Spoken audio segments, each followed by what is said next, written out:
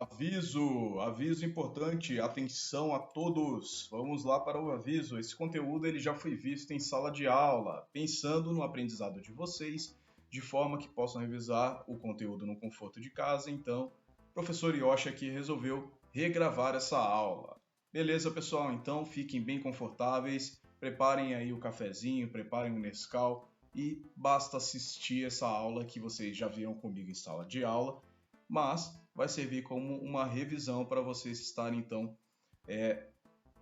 solidificando, né, esse conteúdo, ok? Lembrando que esse é um conteúdo relacionado às aulas 5 e 6 de vocês. Professor, e qual que é o assunto mesmo dessa aula que eu não lembro mais? Vamos lá então, o assunto seria a pele, é o início, né, dos nossos estudos falando sobre a pele e a nossa capa protetora. Ok? Então, o professor Yoshi de Ciências aqui da Escola Sabedoria Júnior, conteúdo voltado para o 5º ano do ensino fundamental e estou utilizando o material do sistema Ângulo de Ensino. Ok, pessoal? Então vamos lá. Você já parou para observar a sua pele? Vocês lembram desse desenho que tinha na apostila de vocês? Pois é, né? Detalhe que nós estamos dividindo sistemas nas nossas aulas, certo? E a pele faz parte do sistema o quê? Sistema tegumentar, né? Aqui nesse desenho, nessa gravurazinha aqui, esse menino aqui ele está retirando a pele aqui, como se fosse uma borracha, né? E aqui no caso na parte abaixo da pele, o que é isso aqui, ó? O braço dele, né? E representando o sistema muscular, né? Que nós já vimos na realidade, mas a gente vai ter aulas específicas para cada sistema. Esse aqui é voltado para a pele. Beleza, galera? Então vamos dar sequência aqui. Observe sua pele e responda. O que você vê? O que é abaixo dela? Já imaginou como que seria o corpo humano se não tivéssemos pele? Lembra que eu trouxe essas perguntas para vocês e a gente ficou discutindo sobre isso em sala de aula? Pois é, vamos nos aprofundar um pouquinho melhor sobre isso. Beleza? Ó, do menor para o maior, então nós temos aqui, né? A célula, que seria a menor parte do nosso corpo, certo? E é a única célula ali, é o conjunto de células na realidade que forma o tecido. Uma única célula, tá? É o que representa a menor parte do nosso corpo, certo? O conjunto de células, então, vai formar o quê? O tecido, certo? E o conjunto de tecidos, por sua vez, vai formar os órgãos, né? Aqui a gente tem como exemplo de órgão o coração. E, se aprofundando um pouquinho mais, o conjunto de órgãos vai formar o quê? O sistema. Ah, é verdade, professor. Pois é. Então trago para vocês aqui uma escalinha do menor para o maior. Célula, tecido e órgão, ok? Esses são os níveis de organização do nosso corpo. Os diferentes tipos de células. Lembrando que o corpo humano é composto de trilhões de células e elas trabalham em conjunto, todas ao mesmo tempo, para formar os sistemas ali, né? E cada tipo de célula tem uma função específica. Por exemplo, nessa imagem aqui, nós temos alguns exemplos. Vamos ver aqui, ó, no caso, está ampliando aqui, está mostrando as células nervosas, também chamadas de neurônios, certo? Que fazem parte do quê? Do sistema nervoso, tá? E são elas que recebem os estímulos do ambiente e geram reações. A sensação de dor é uma delas, por exemplo. Então são células com funções bem específicas. Já aqui no caso, ó, o que aconteceu? Esse menino ele caiu provavelmente e ralou o joelho, certo? Aqui a gente tem exemplo apontando as células epiteliais, lembra que formam ali a pele e formam o tecido que constitui a pele na realidade, né? E esse vermelhidão aqui, representando o quê? O sangue que está saindo. O sangue também é um tecido, é um conjunto de células ali vermelhas, que são as hemácias. Elas compõem o sangue junto às outras células ali, né? Como as células brancas, por exemplo. No caso das células vermelhas, as hemácias, elas transportam gás oxigênio dos pulmões para todas as demais células do corpo. Então, olha como elas são importantes. Só que assim, todas elas vão ter funções específicas e vão estar trabalhando em conjunto. É isso que eu preciso que vocês entendam, tá? Alguns exercícios que nós fizemos em sala de aula, vamos só relembrar aqui então, ó. Ordene as estruturas de acordo com a organização, tá? Do menor para o maior, então a gente tem aqui alguns exemplos, ó. Tecido, órgão, célula, sistema. Vamos colocar na ordem aqui, ó, do menor, célula. Da célula vai para o conjunto de células que forma ali o tecido, né, ou os tecidos. O conjunto ali de vários tecidos vai formar o que? Os órgãos, certo? E o conjunto ali, né, um ou mais órgãos, então vai formar o que? Um sistema, ok? Sobre as células do corpo humano, assinale as afirmações corretas. Ó, as células humanas só podem ser vistas com o auxílio do microscópio. Isso aqui é uma afirmação, ok, ó, tá verdadeira, tá? As células possuem formatos diferentes de acordo com a função que exercem. Será que isso é verdadeiro ou é falso? Acabei de falar, né? Verdadeiro. Células com funções diferentes, quando agrupadas, formam um tecido. Ó, vamos ver, ó. Funções diferentes, é isso que está errado, ó. Essa afirmativa aqui, tá? Ó, se houver alguma afirmação incorreta no item anterior, reescreva corretamente. Eu peguei aqui aquela afirmativa, ó, células com funções diferentes, quando agrupadas formam um tecido. Isso está errado por quê? Ó? Porque são com funções semelhantes quando agrupadas que formam um tecido, tá? Não diferentes, funções semelhantes dessas células quando agrupadas vão formar um tecido, ok? E aqui a gente tem mais um exemplo também, né, da pele, do tecido da pele, certo? Ó, as células, as imagens a seguir mostram células da pele, ok? Ó, aqui tá. Responsáveis pelo revestimento do corpo e as hemácias que transformam gás oxigênio pelo sangue. Já já eu mostro a imagem da hemácia. Vamos para a letra A primeiro, vamos focar aqui na da pele, tá? Por que o formato poliédrico, ó, presta atenção, ó, das células permite o total revestimento do corpo humano? Formato poliédrico, pessoal, é isso aqui, ó, é esse formatozinho aqui, ó. Tá vendo que cada célula tem um formato diferente? Certo? A resposta foi a seguinte: ele possui inúmeras pequenas faces, ó. Vocês podem ver que os formatos são poliédricos aqui, elas não são idênticas, né? Cada célulazinha. E isso permite que faça o quê? Com que elas se encaixem, como se fosse ali um quebra-cabeça, entendeu? Com células vizinhas. Isso proporciona um revestimento altamente eficaz ali. Isso faz com que o tecido todo vire uma capa protetora mesmo, tá? E isso é o que caracteriza a nossa pele. Vamos agora para a imagem da hemácia aqui, ó. Essa aqui são as hemácias ou glóbulos vermelhos ali, que fazem parte do nosso sangue, tá? O nosso sangue é vermelho graças a elas, tá, pessoal? O que aconteceria se essas células fossem esféricas, como as células vermelhas do sangue? Essas células, no caso, as poliédricas, né? Ó, se as células da pele fossem esféricas, a da pele, não haveria um encaixe perfeito umas nas outras, ocasionando espaço entre elas, e as funções de revestimento e de proteção de pele não seriam eficazes. Deixa eu só voltar aqui, ó, para a imagem anterior. Vamos supor que elas fossem redondas, ó, cada uma fosse redondinha. Imaginem várias bolinhas aqui no lugar das células. Elas não iriam se encaixar perfeitamente. E aí não ia ter uma sustentação tão forte da pele. Conseguem entender isso? Então, assim, por que elas têm esse formato aqui? Justamente porque isso proporciona um revestimento maior, uma proteção maior, porque elas se encaixam que nem peças ali de quebra-cabeça, certo? Então vamos aqui, ó, para que serve a pele no final das contas, né? Vamos ver as funções, ó. Proteção e revestimento do corpo, faz parte então do sistema tegumentar, ele é considerado como o maior órgão do corpo humano e as células elas se renovam e são substituídas por novas células. Lembra que eu comentei para vocês que boa parte ali da sujeira ali na nossa casa e tudo mais é formado por células mortas? Essas células mortas normalmente elas fazem parte das células da pele, certo? Vamos aprofundar e ver um pouquinho melhor as camadas aqui, lembra das 3 camadas da pele? Ó? A primeira, que é a epiderme, a mais superficial, certo? A segunda, que é a derme, lembra que eu tinha falado para vocês que é exatamente onde o pigmento da tatuagem fica preso ali? É justamente aqui, ó, na derme, tá? Essa camada aqui é um pouquinho mais grossa. E essa hipoderme, né, formada aqui pelas essas gotículas de gordura, na realidade, hipo de gordura. Então, a terceira camada mais profunda da pele é formada por gordura. Isso aqui é um tecido formado por gordura, tecido adipócito que a gente fala, certo? E aqui a gente tem alguns anexos que a gente chama, né? Lembra dos anexos? Ó, a terminação nervosa, que fica ali abaixo da epiderme, Os vasos sanguíneos também abaixo da epiderme, certo?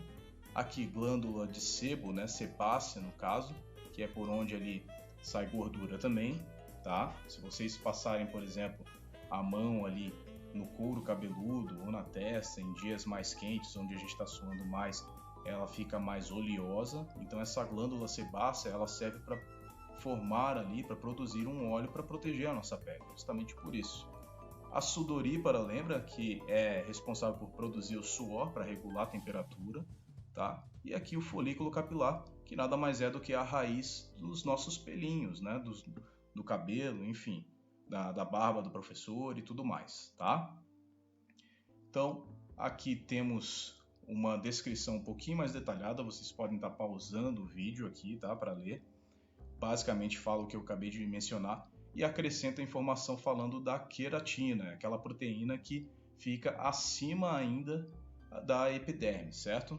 Então ela é encontrada na composição da pele, pelos, cabelos, unhas, chifres, cascos, penas e garras.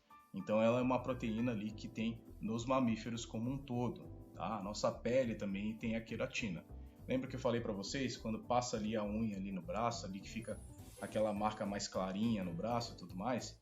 Pois é, aquilo ali é composto de queratina, certo? Micro-organismos patogênicos, no caso, se refere ali a seres que podem causar doenças como bactérias e fungos. Então, basicamente fala aqui que o quê? A epiderme, né, a nossa pele, ela impede que esses micro-organismos, essas bactérias, esses fungos, agora que está bem alta, está todo mundo falando do novo coronavírus, lembra? A pele, ela impede, ela protege isso, que causa infecções. Ainda assim, vale lembrar que a gente tem que sempre manter a nossa higiene da pele e do restante do corpo ali em dia, ok? Se vocês tiverem dúvida, vocês podem estar pausando esse vídeo para ler, tá, galera?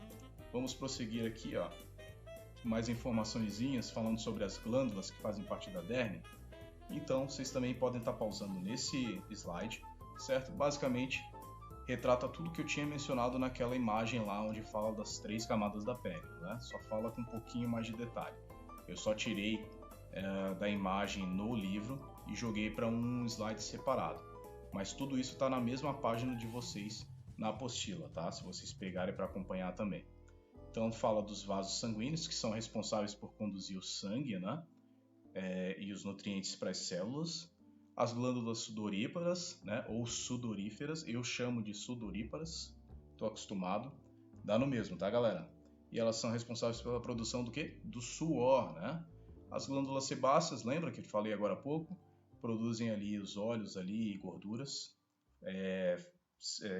Vão funcionar principalmente ali para impermeabilizar, para proteger a nossa pele, tá? Até mesmo em dias mais frios. Os folículos, né? O local de onde nascem e crescem os pelos, né? Os cabelos, barba, enfim. E as terminações nervosas, que é justamente onde ficam as células nervosas ali, né? Os neurônios, né? E abaixo da derme fala também da hipoderme, aquela camadazinha de gordura ali que nós temos, que também tem grande importância ali para manutenção da nossa temperatura, por exemplo, e proteger também a gente, o nosso corpo ali, os nossos órgãos internos, tá bom?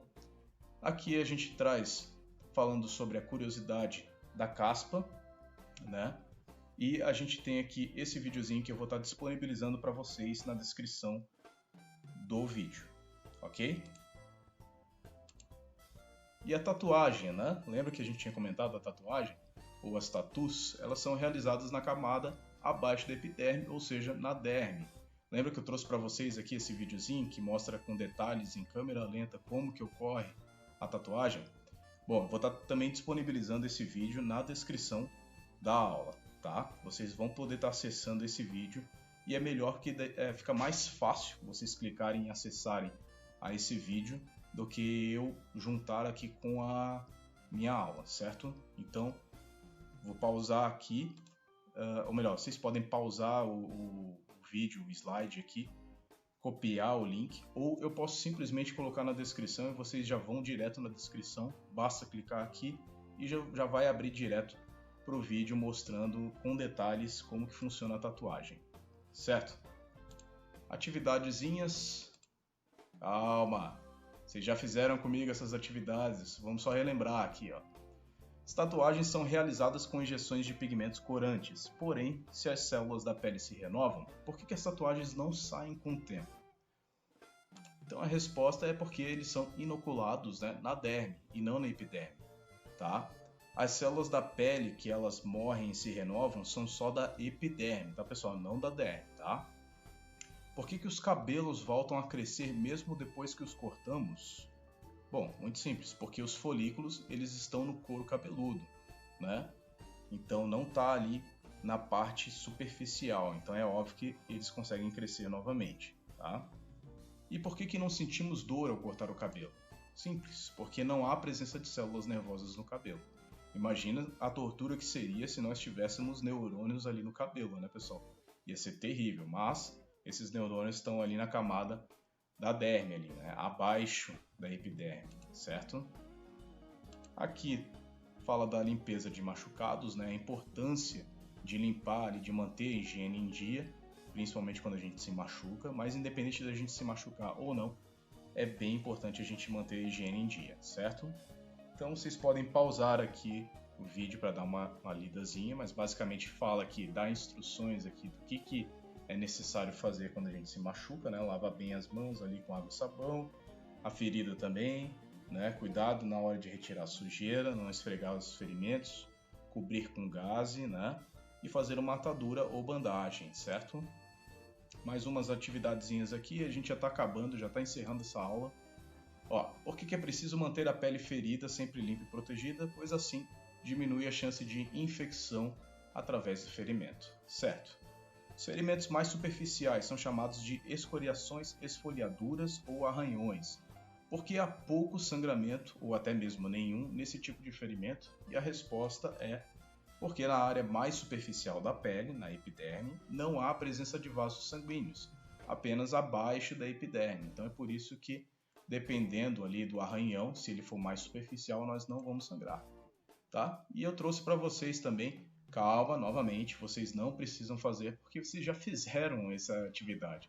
É só para relembrar, tá, galera? É só uma revisão.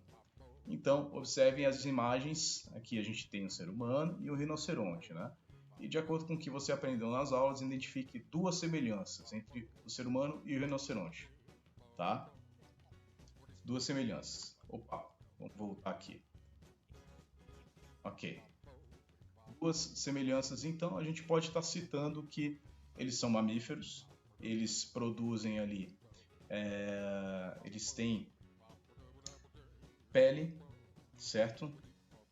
E a pele é dividida nas 3 camadas, por exemplo. A gente pode falar, é claro que a pele do rinoceronte é um couro muito mais grosso, muito mais espesso do que o nosso, né? A nossa pele, por outro lado, já é mais fina. Quer um outro exemplo também? A queratina.